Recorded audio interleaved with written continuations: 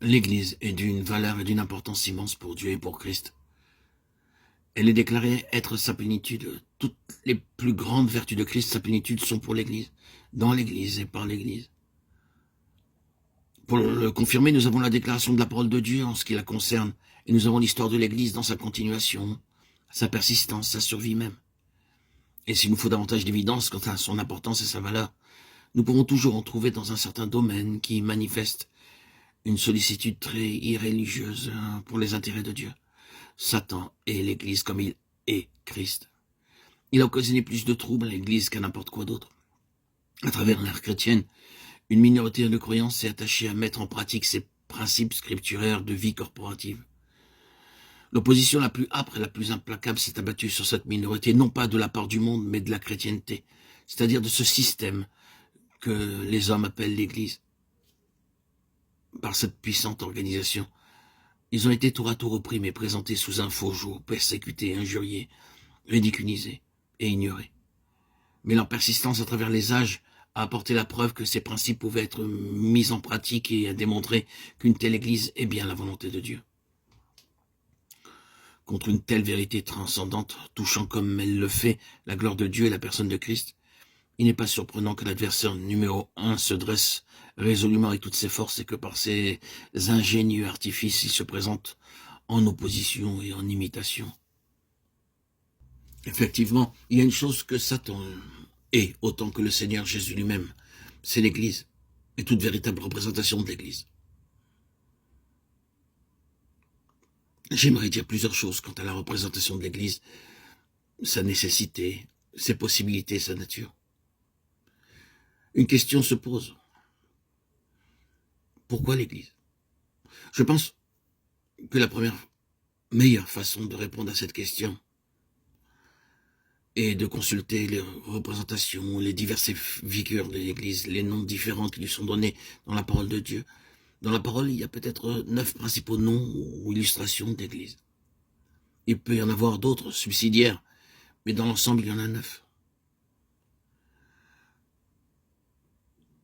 Si nous considérons avec soin ces images ou ces titres, nous parviendrons à donner précisément réponse à cette question. Le premier nom qui lui est donné est la maison de Dieu, puis le tabernacle et le temple. Ensuite, une nation sainte.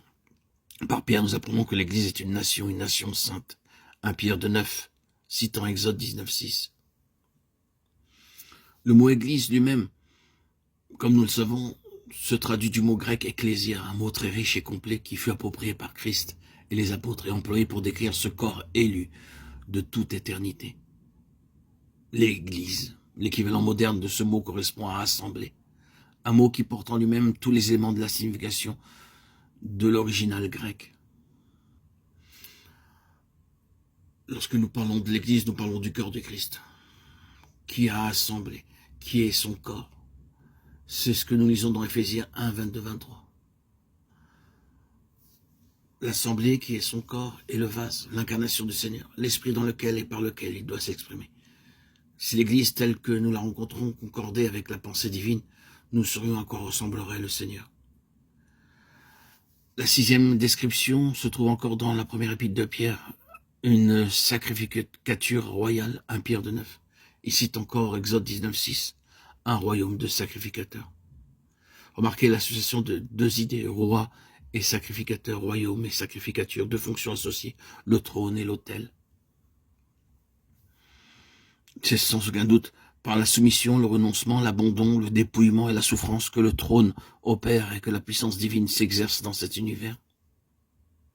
C'est la souffrance, c'est la gloire, la faiblesse et la puissance, choses qui semblent contradictoires.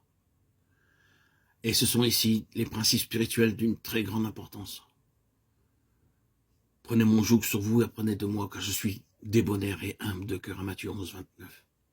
La 7e représentation de l'Église est un seul homme nouveau, Éphésiens 2, 14, Galates 3, 28. Le titre préféré utilisé par Jésus lui-même est le Fils de l'homme. Bien entendu, l'unité dont il est fait mention par Paul est le résultat de la disparition de l'entité de ceux qui composent cet homme nouveau. Il n'y a plus de juifs ni de gentils, en tant que nationalité différente, en tant que représentants de 2 ordres humains. La 8e description est celle de l'épouse, la femme de l'agneau. Ici, nous devons faire appel à un grand nombre de passages des Écritures, dont la Genèse, Matthieu, Marc, Éphésiens et l'Apocalypse. Les dernières paroles de l'ange à l'apôtre Jean furent « Viens, je te montrerai l'épouse, la femme de l'agneau » Apocalypse 21, 9. Il y a dans ce verset des termes presque synonymes et cependant pas tout à fait identiques quant à leur signification. Christ a aimé l'assemblée et s'est livré lui-même pour elle, Éphésiens 5, 25. La dernière représentation donnée à l'Église est celle de la cité. À la fin de l'Apocalypse, il nous est rappelé que l'ange, après avoir dit « Viens ici, je te montrerai l'épouse, la femme de l'agneau » Apocalypse 21, 9. Il enleva l'apôtre en esprit sur une grande et haute montagne, et il me montra la sainte cité, verset 10. Toutes ces appellations appartiennent à une seule entité. Elles représentent la même chose, considérée au travers de différents points de vue. Telles sont les présentations qui nous sont données de l'Église. Lorsqu'à la fin, l'œuvre sera terminée, prenons note que cela nous est présenté comme un fait établi. Présentement, nous pourrions très bien désespérer que cela puisse jamais être réalisé. Mais cette révélation prophétique nous a été donnée pour nous montrer exactement ce à quoi elle ressemblera à la fin. Peu importe comment sont les choses maintenant et les dénominations qu'on donne à l'Église, bien qu'il nous importe en effet de savoir comment elles sont, cependant, dans un autre sens, peu importe comment sont les choses et les dénominations qu'on leur donne, car nous voyons comment il en sera à la fin,